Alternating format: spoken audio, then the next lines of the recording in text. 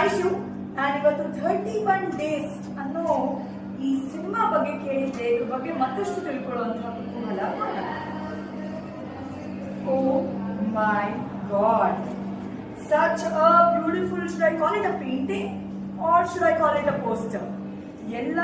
ಎಲ್ಲ poster painting ತರ ಇದೆ ಅಂತ ಕೇಳ್ಪಟ್ಟಿದ್ದೆ, ಬಟ್ ಇವತ್ತು ಆಕ್ಚುಲಿ ನೋಡ್ತಾ ಇದ್ವಿ 31 days produced by N-Star Entertainers and directed by Raja Ravikumar ಅವರು and ನನ್ನ very very very good friend Niranjan Shetty ಅವರು ಆಕ್ಟ್ ಮಾಡಿದ್ದಾರೆ.